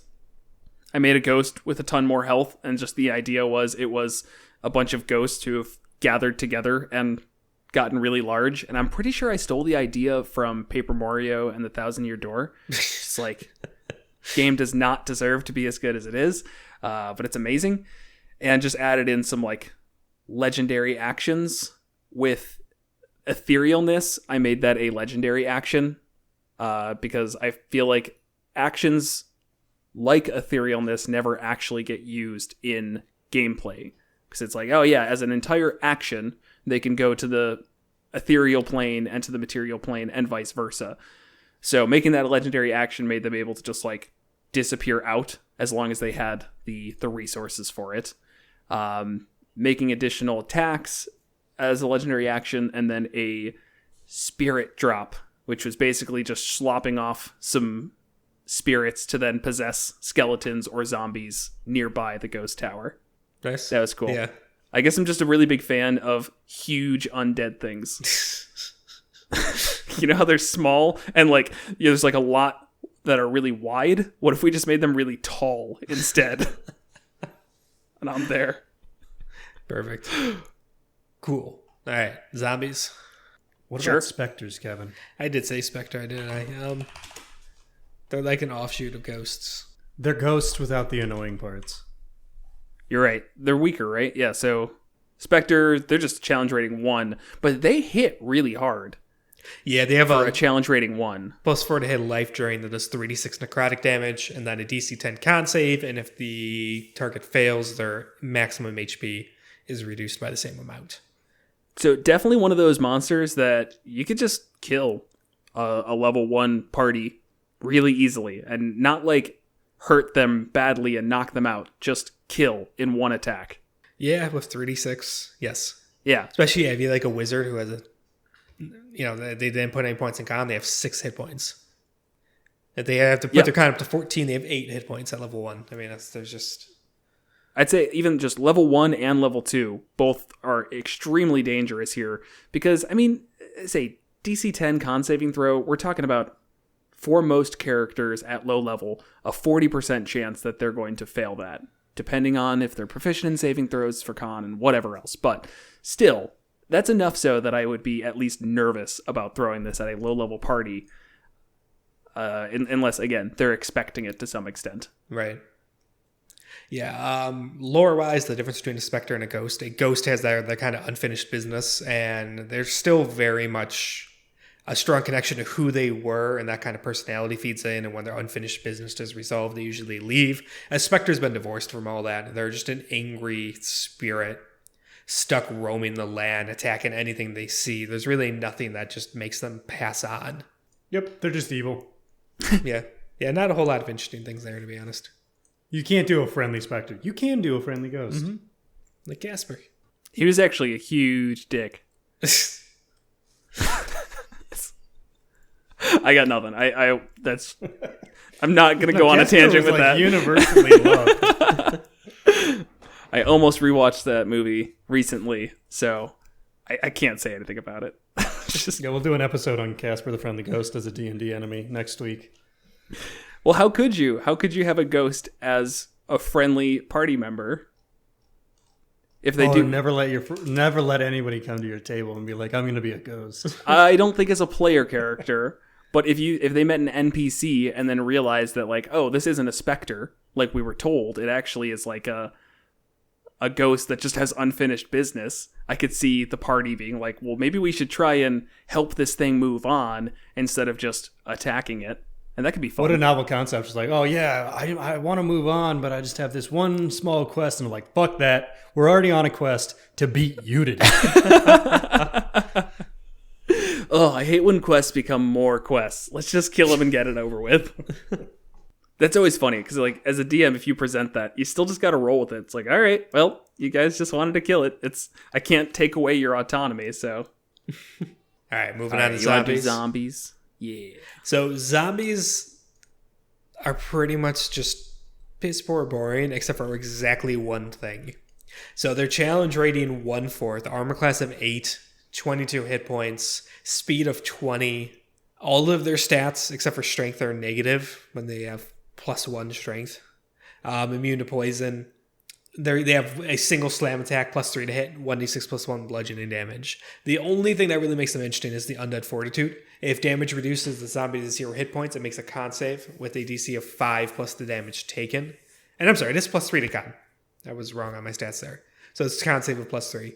5 plus the damage taken, unless the damage is radiant from a critical hit. On a success, the zombie drops to 1 hit point instead. So they just keep coming. They're hard to kill. Which I think is actually a cool mechanical way to do you have to chop their head off. Right. Without being annoying about it. Right. Yeah, since you can't call shots, this is basically how that's done. If they fail their con save, then it's you manage to chop their head off. If not, you didn't. Right. And I could see from a mechanical standpoint, if the party figures this out and has a lot of zombies to kill, trying to crit fish a little bit more. Tripping them so that they can like get them on the ground and try and smash the head. Just any way that they can give themselves advantage on the attack so that they've got a better chance of critting and just being done with the thing. Of course, they're still going to get some hits that just kill them regardless, but it changes up the playstyle a bit if you want it to. Mm-hmm. My only big issue is that their speed is just too high. 20 feet is too much. I don't know to be actually, but it's just one of those things. Yeah, it kind of is. If you have, like, you look at him, he's not got the fast zombie stance. No. He's got the slow zombie stance. But at the same time, this is not a zombie horror survival game. You don't have, like, 4 bullets. You have, trained warriors with unlimited uses of a weapon. So it kind of, I don't know. I think it's just more settling for the mechanical realities of D&D. Right. I hate when that happens. Speaking of settling for the mechanical realities of D&D, zombies do miss a really crucial thing that is pretty much present with zombies, and like almost everything that includes them is that the zombies can turn other creatures into zombies, usually by biting them, and oftentimes by scratching them as well. And there's absolutely nothing for that in 5th edition. Which That's because they're absolutely not that kind of zombie. Right.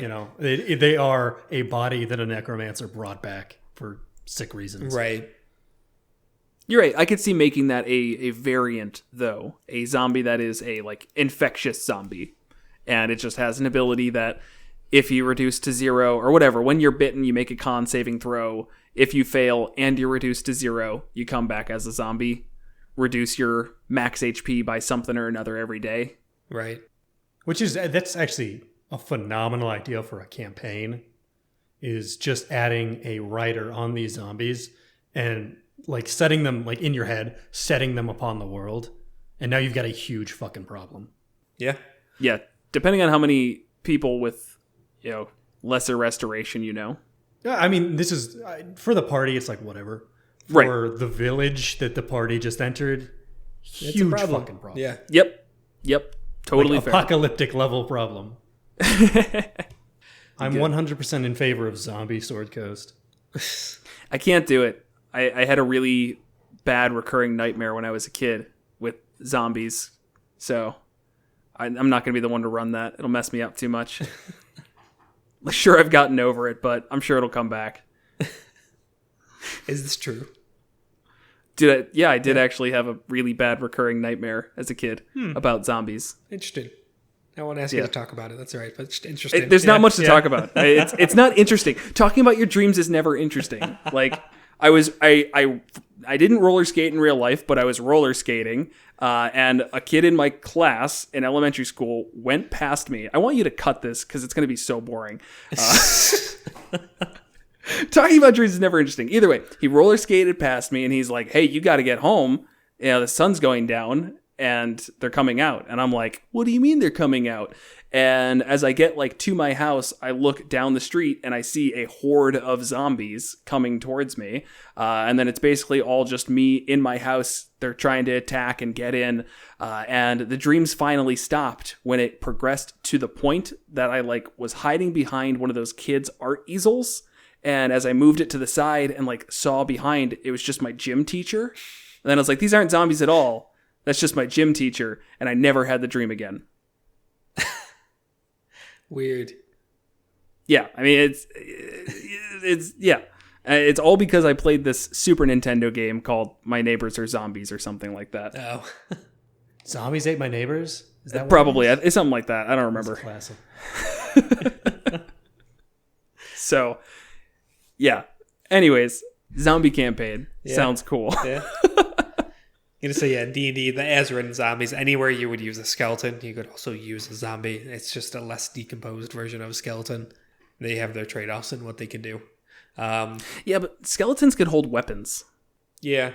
But Is there any reason that really you couldn't give easy. zombies, give zombies swords? I would say they wouldn't have the dexterity to do it. And I don't mean in the mechanical sense, because obviously they have like the strength to attack with a weapon. But I just like, I think they would lack the ability to hold a weapon and swing it effectively. That's fair. And I was going to say, what about a club? But they already have the slam attack, and that would be the exact same Yeah, thing. 1d6 plus 1. Yep. You have a bunch of different variations of zombies, exact same as skeletons. You could have zombie ogres and zombie orcs and whatever. Basically kind of the same idea as skeletons. Zombie T-Rex, though. I saw that. And Tomb of Oh, Annihilation. Zombie Beholder, too. yeah, we talked about that during the Beholder episode, I'm pretty sure. Yeah. Yeah. It's less of a zombie and more of a beholder. I don't know what to say. yeah. Oh, I looked at the Tyrannosaurus zombie, and the only thing that's specifically interesting about it is Disgorge Zombie. As a bonus action, the Tyrannosaurus zombie can disgorge a normal zombie, which appears in an unoccupied space within 10 feet of it. And then it just It's like another a zombie APC. Like it stops into combat carrying all these zombies. and It's just awesome. vomits them onto the field. So that's actually pretty awesome. Yeah. Oh, and if it's still has this trait when it dies, 1d4 normal zombies are reft from its corpse at the start of the next turn. Nice. Yeah. Crazy. All right. Not much more to say on zombies. Move to the final set, ghouls. Ghouls and ghasts. They're like zombies, but in better shape. Yeah, kinda, yeah. You good, Jared? Yeah, what are these things? No, I'm just looking at them. I'm trying to figure out like what is a ghoul and what makes them differ. They're undead. They're not They're from like hell. That's the difference. Right. They're like a demon created zombies because they were like, these zombies are really bad. right. Looked at the normal zombie stat block and it's like, nah, that's not really what I'm trying to accomplish. No, 20-foot movement speed? I don't think so. Yeah. Let's see AC if of we can 8. trick some elves. Yeah, ghouls trace the origin to the abyss. Dorison, the first of the kind, was an elf worshiper of Orcus. Of course, it's Orcus. Any undead traces back to Orcus.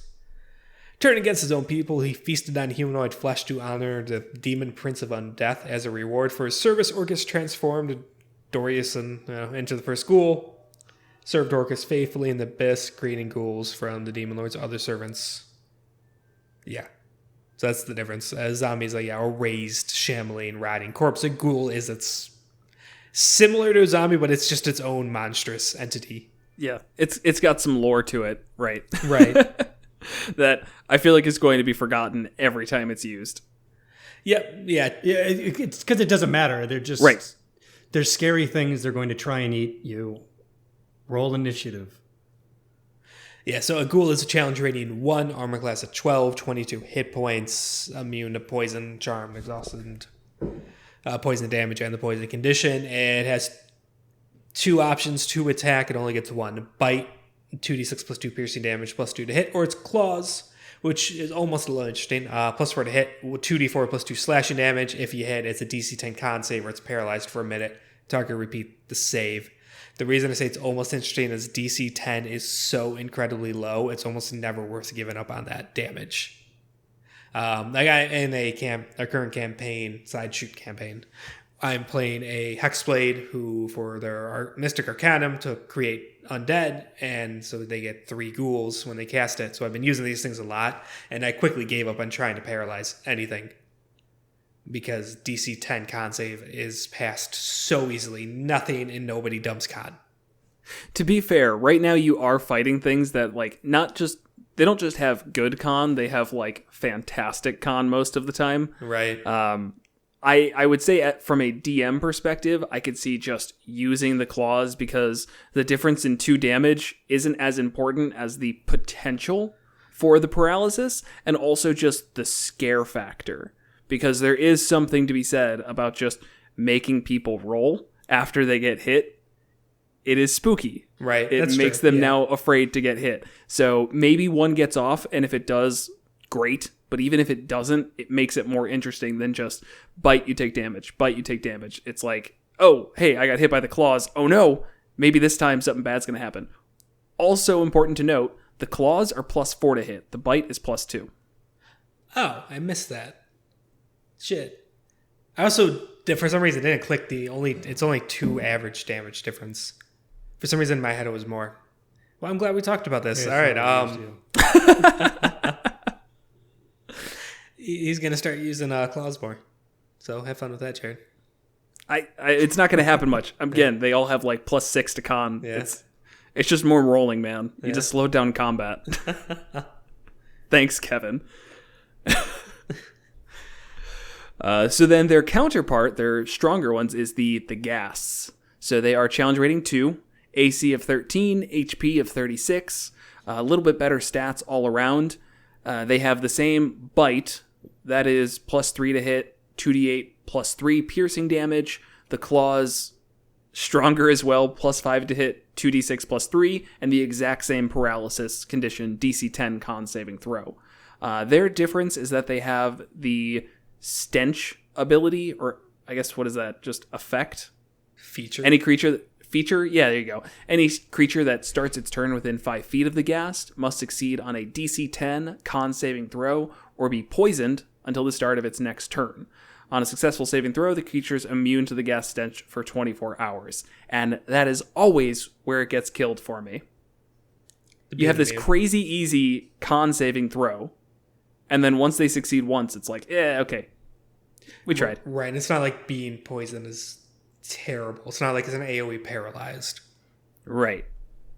And it gives disadvantage on attack rolls and ability checks, but that's just interesting. So I'm pretty sure I've used this before where I took away that immunity for 24 hours thing. It's just like, if you are up close to it, you just have to keep dealing with that. Right. Yeah, especially because it's only one turn. Oh yeah, that's even worse. Oh my god, why is it... Who put this immunity in? That's so stupid. Yeah. Yeah, whatever. Then it has Turning Defiance. The ghast and any ghouls within 30 feet of it have advantage on saving throws against effects that turn undead. So this is really nice in that if you do have a cleric with Turn Undead and you're worried about it just destroying this fight immediately, you have one ghast and a couple of ghouls, and there's a good chance that a couple of them will succeed. Mm-hmm. Yeah, the lore of these is it's quite literally Orcus gave them some more power than ghouls. And so they became ghasts. Totally it. That is about it. Orcus sometimes infuses a ghoul with stronger dose of abyssal energy, making a ghast. Yep. What's interesting, though, is it does say a ghast is cunning and can inspire a pack of ghouls to follow its... Oh, I misread that. I'm sorry. I thought it said gnolls instead of ghouls. Oh. And I was like, where does that come in? No. It doesn't. It doesn't. No, you can see gnolls and ghasts getting along. They both just kind of like to devour and eat and kill. Sure. I can see that actually, just because they don't get along with anything, that wouldn't make them friends. Though then again, they're probably mortal enemies. They try to eat each other. Yeah, they're probably mortal enemies because gnolls are from the Demon Lord Yenogu, ghouls and ghasts are from the Demon Lord Orcus, and all the Demon Lords absolutely hate each other. And actually, I think within the ghoul lore, it talks about an incursion from Yenogu. Yeah, robbed Dorian of his abyssal domain, where Orcus went out of being. Yeah, they're probably mortal enemies. Never mind. All that said, I still feel like if they saw each other, they'd just be more mad that, like, hey, those gnolls are eating those people that we wanted to eat. Right. More than, like, anything else. It wouldn't be like, let's eat the gnolls. Right. Like, no, I don't care about the gnolls. It's just, let me eat. Come on. Yeah, so since they have these kind of abyssal origins, well, I don't know, I was going to say that makes them hard to kind of justify throwing them out there lore-wise, but gnolls are all over the place, so I don't know why Orcus wouldn't just put his ghouls on the material plane. It's also... Yeah, that's what you'll find in most campaigns that have ghouls. It's just these ghouls just wander around. They nobody knows why they're here. Right. I'll also say it's easily ignorable lore. Right. Just, if you don't care, then just don't care. Why are they ghouls and ghasts instead of ghosts or specters? Because I wanted it to be. Right. And if the party's like, oh, actually, there's a lot of lore around orc, it's like, okay, well, not these ones. These ones Don't care. Roll initiative. I love having lore behind fights and purposes for them, but if your purpose is to have an undead creature around this stat block doing this thing, it's okay. I don't know. I don't think this one needs much more to it. Mm-hmm. You know how to use ghouls. You just know.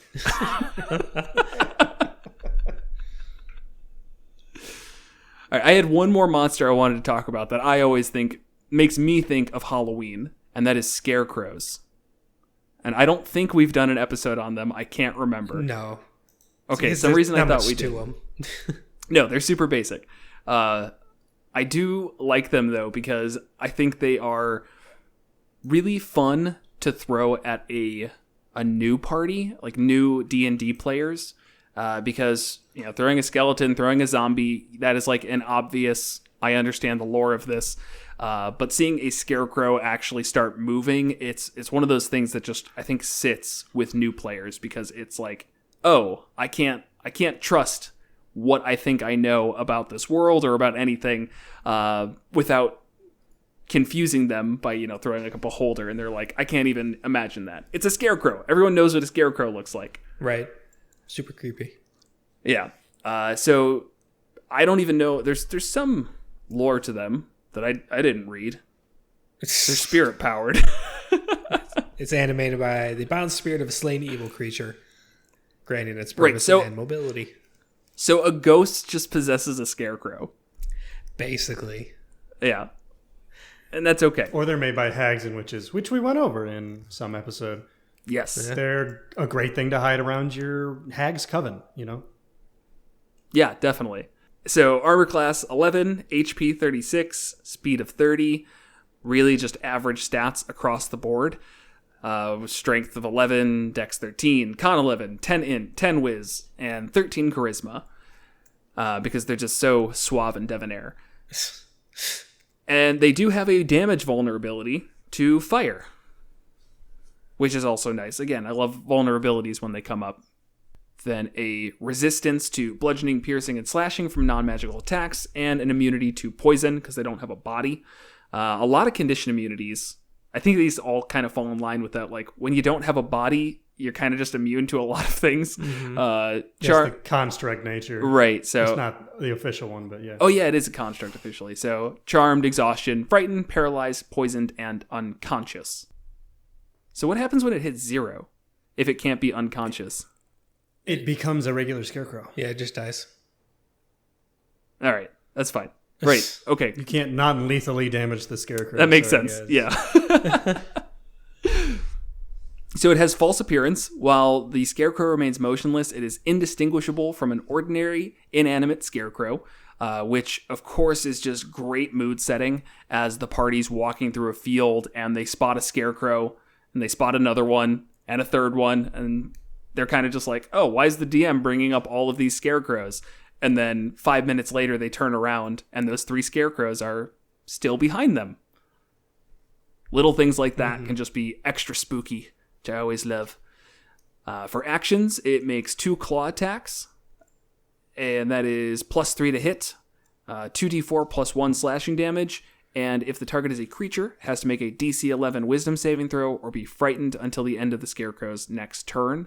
And this is just like the basic frightened, where they have disadvantage on ability checks and can't move any closer. Yeah. Ability checks and attack rolls, not the one where they have to run away. Right. And then it has a terrifying glare, where can target one creature within 30 feet, DC 11 wisdom saving throw, magically frightened until the end of the next turn, and they're paralyzed. So that's great in groups when one of them frightens somebody and paralyzes them, and they just swarm in and attack. Yep. Also make great minions because of that, though the DC is pretty low. Yeah. At least if you pass, you're not immune for 24 hours. Yes. Yeah, so it totally becomes justifiable that one of them just sits there and keeps doing the terrifying glare, or all of them do until one of them hits, and the second that it succeeds, you just see them switch gears and just close in and attack. Yeah, another good classic scary monster, really set the mood. The fire vulnerability, I think, is a big deal if you want to toss extras at people. Like if your party has somebody with burning hands, this is a great opportunity to double the number of scarecrows, for instance. It's true. Yeah, and Got to keep that in mind. Yeah, in the same sense of how you would use ghouls and ghast, they're just kind of around. Say it's the same for the scarecrow. With the understanding that they would be places scarecrows are. Right. Yeah. It's true. Yeah, like enter. Yeah, if you're like 30 miles beneath the earth in a tomb no one's been in 400 years, and there's like a room full of scarecrows, your party's probably going to see what's coming. But like at the same time, maybe they just don't. Maybe they're just really confused for just long enough that it's funny. Like not saying for. Oh, I didn't think crows would be a problem down here. Me either. Let's keep moving. But like no, seriously, sometimes that like they walk into a room in a dungeon and see like 10 scarecrows, it'd just be like, I don't think we should go through this room. Like just shut the door or just cast fireball. It doesn't matter. I would love to do that just because it's funny. Right.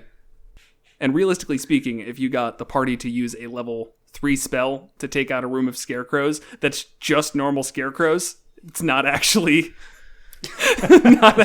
bad scarecrows at all. This is just the wizard resource drain. Now that's an adversarial DM. A really intelligent in-world dungeon designer. Yeah. So at first they're going to be confused that they're scarecrows, but then they're going to think that the scarecrows are actually spirits, and then they're just normal scarecrows. Why don't we just make them the evil scarecrows? Like, no, it's too easy. Well, no, then the next room is full of the evil scarecrows. And they go, I'm not falling for that again. I'm saving that 3rd level spell slot. They walk in and get surrounded by evil scarecrows. Everyone fails their terrifying glare save and just gets the crap beaten out of them. One thing this just came to mind of more the paralyzed condition in general, since it is only for a turn. Strategy to think of that's more interesting than just paralyze and hit them is paralyze them and then have another one come and just tackle them, because the creature automatically fails strength and dex saving throws and I guess not ability checks. Oh, that's interesting. Paralyzed has no effect on your ability to be grappled. I think incapacitated. Grappled if you're incapped. Incapacitated. Yeah. Okay. Yeah. Fucking hate that condition. They just sneak it in there. It's like, oh, you're also incapacitated. So that thing you were going to do, you can't. Yeah. Can't take actions or reactions. That's it, though. Anyways, I could just see doing that. So when they come back, they're at least knocked prone and still have to deal with getting up, potentially being grappled as well. Right. It's just a good way to dogpile it. Yeah. Takes away the wizard wanting to use burning hands because they're going to have to burn their friend too. It's a lot. I like scarecrows. Yeah. Spooky. Yeah, they're awesome. The art in the book is really good too. Yeah. Because the normal one's like spooky, and then the like extra flavor art above it is just horrifying. Yeah. Yeah. Because it just has somebody can't see it frightened. on, but yeah. It's like, yeah. I wish there was actually a boss scarecrow. That's I don't see one from the official material, but I'm sure some creative soul out there could probably figure it out.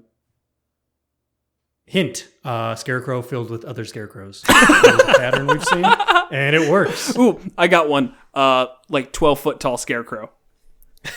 Made of little tiny scarecrows. It's gonna be great. I actually don't know. Oh my god! Why? Just a sack of straw that floats around. Because it's really effective at scaring crows. I mean, let's be honest. Just floating through the field, lasering crows. I actually don't know how I would make this a stronger enemy. Because at some point, if you make it too strong, it loses the scarecrow aspect of like it just being a weak little thing. But I agree with you. Like the art that's above there, it looks like Freddy Krueger is definitely what it immediately comes to for me. But a scarecrow Freddy Krueger. Yeah. It's Jack the pumpkin guy from Nightmare Before Christmas combined with Freddy Krueger. Okay. Yeah. All right. I see that. So maybe there's a way you just kind of ignore some stuff.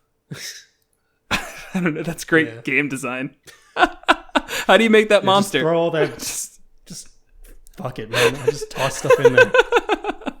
When in doubt, make it huge and fill it with a smaller version of itself. Right. Make it large. Give it a more frightening cone instead of a specific glare, so that it can get multiple people at once. Make its claws a little more deadly. It should throw pumpkins, probably. Yeah, you're actually right. It should totally throw pumpkins. They're not like special pumpkins. It's just normal pumpkins that just do bludgeoning damage, like improvised weapons. That's fine. Now, little pumpkin bombs would be nice, though. Do like some AoE gas. Wait, is this? He's got like a flying glider. This is sounding familiar. And a son who's a relatively famous actor.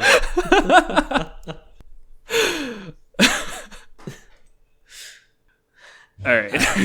Got nothing else. Are there any other spooky monsters? I think we're done. I think we're good. Went out for a while. We knocked here. out a lot. Yeah. This is good. Yeah.